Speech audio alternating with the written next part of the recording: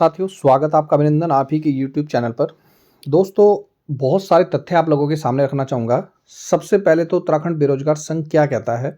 सभी बैकडोर भर्तियों को बंद करने की मांग इस प्रदेश में सालों से चल रही है। बेरोजगार संघ या अन्य सभी यही चाहते हैं कि यह परंपरा आज नहीं तो कल तो बंद करनी ही पड़ेगी। इससे कर्मचारियों के साथ साथ युवाओं का भी नुकसान है।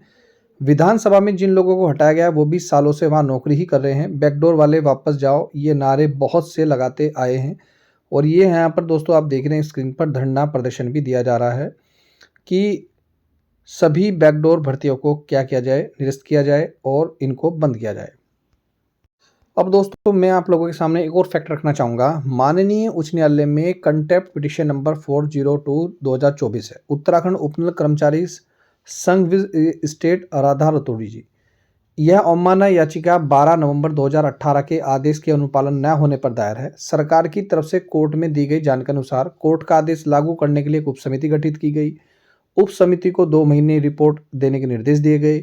जनवरी मध्य तक रिपोर्ट जमा होने की पूरी उम्मीद है। रिपोर्ट के बाद दोस्तों लागू करने पर निर्णय लिया जाएगा, ये कोर्ट का आदेश है। अगली सुनवाई 12 फरवरी 2026 को होगी। उस दिन राज्य सरकार को ये बताना होगा। अब मैं एक फैक्ट आप रखा, बेरोजगार संघ जो कह रहा है वो ठीक है, हम भी एक्सेप्ट करते हैं। पर ये बताइए, भारत में सबसे बड़ी क्या है? न्यायपालिका है। और राज्य की सबसे बड़ी न्यायपालिका है वहाँ का उत्तराखंड का हाई कोर्ट।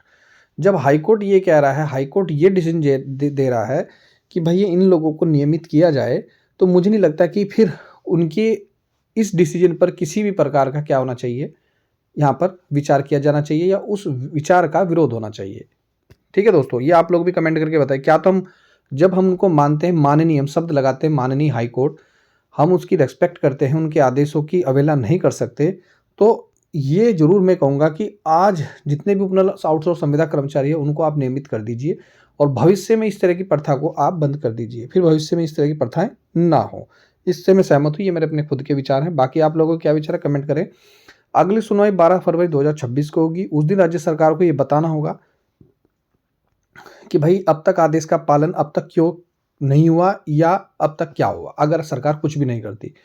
इधर उप समिति रिपोर्ट पर क्या कार्रवाई की गई और आप कर्मचारियों को दोस्तों क्या क्या लाभ दिए गए हैं और क्या लाभ दिए जा रहे हैं। एक तरफ तो आप कह रहे हैं कि उपनल कर्मचारी 12 साल की सेवा और मिलेगा समान काम के लिए समान वेतन। सैनिक कल्याण मंत्री की अध्यक्षता में ये बैठक और उसमें बनी सहमति, यानी कि 12 साल वाले जो उपनल भाई कर्मचारी हैं उनको आप समान कार्य के लिए समान वेतन देंगे। ऐसा मैं नहीं कह रहा हूँ, ये न्यूज़पेपर कह रहा है। और धरने पर बैठे कर्मचारी के संघ के सदस्य और उनके बच्चे तक यहाँ पर धरने प्रदर्शन में बैठे हैं, आप स्क्रीन पर देख रहे हैं। और यहाँ पर 12 साल की सेवा के लिए तो आप कह रहे हैं कि समान कार्य के लिए समान वेतन, लेकिन नियमितीकरण की आप बात नहीं कर रहे। क्या उपनल संविदा आउटसोर्स कर्मचारी मान जाएंगे? आज आंदोलन का 14वां-15वां दिन होने जा रहा है, लेकिन आंदोलन में भीड़ बढ़ तो रही है, घट नहीं रही है। उसी मनोबल के साथ वो लोग वहाँ पर बैठे हैं। उनकी 2 प्रमुख मांगे हैं, मैं आपको बताना चाहूँगा। समान कार्य के लिए समान वेतन तो है ही, लेकिन उनको चरणबद्ध तरीके से नियमित किया जाए, यानी कि सरकार को बताना होगा कि क्या कट ऑफ वो रख रहे हैं ताकि उनका क्या हो, नियमितीकरण हो सके। अब उपनल कर्मचारियों की बैठक के साथ हुई बैठक में समान कार्य के लिए समान वेतन पर सहमति बनी है।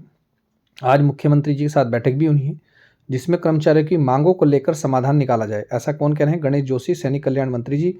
लेकिन और सुनने में आ रहा था कि दोस्तों की आंदोलन स्थगित हो सकता है, लेकिन उपनल कर्मचारियों का क्या साफ कहना है कि वादा खिलाफी का आरोप लगाते हुए हरिद्वार जिलाध्यक्ष ने भी शुरू कर दिया आमरण अनशन। उपनल वाले दिन भर करते रहे इंतजार, लेकिन मंत्री ना आए और ना ही किसी प्रकार का कोई आदेश इस प्रकार का आया है कि 12 साल वाले कर्मचारी को क्या किया जाएगा, समान कार्य के लिए समान वेतन दिया जाएगा। यहाँ पर स्क्रीन पर देख रहे हैं आप, कितनी भयंकर आप स्क्रीन पर भीड़ देख रहे हैं। ये तो वो लोग हैं दोस्तों जो धरना प्रदर्शन में सम्मिलित हैं। ऐसे बहुत सारे ऐसे लोग भी हैं जो धरना प्रदर्शन में सम्मिलित नहीं हो रहे हैं। इधर सरकार ने दोस्तों आपको पता है ये कहा है कि नो पे, यानी कि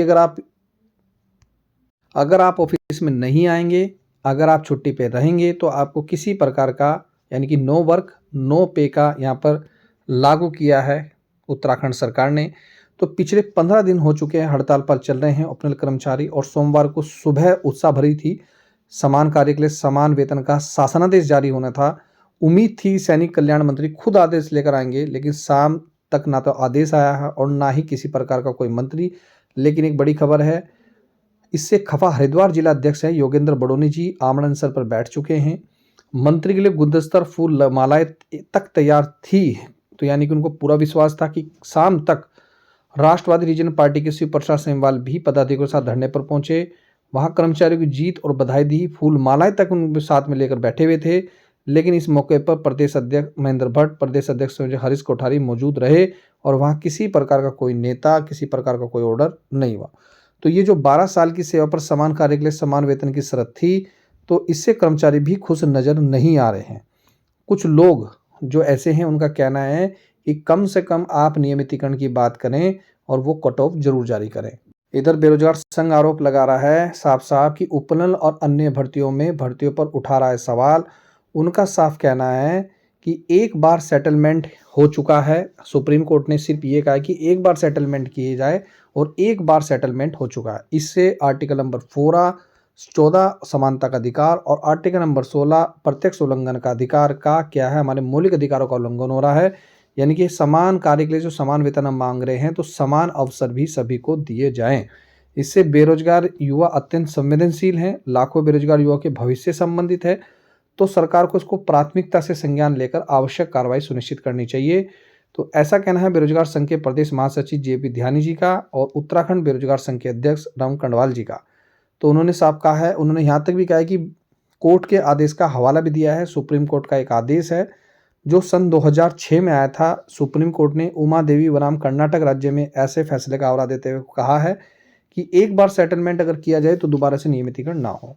तो अब देखना होगा दोस्तों, ये खींचातानी में आखिर होगा क्या, क्या नियमितीकरण होगा, क्या समान कार्य के लिए समान वेतन होगा, या सरकार दोस्तों कुछ अन्य रास्ता निकालेगी। इस पर हम नज़र बनाए हुए हैं। किस पक्ष ने क्या कहा, हमने सभी जानकारी आपको दी। बाकी आप लोगों के क्या विचार हैं कमेंट करके जरूर बताएं। मिलता हूं दोस्तों नेक्स्ट वीडियो में। वीडियो देखने दोस्तों धन्यवाद। जय हिंद, जय उत्तराखंड।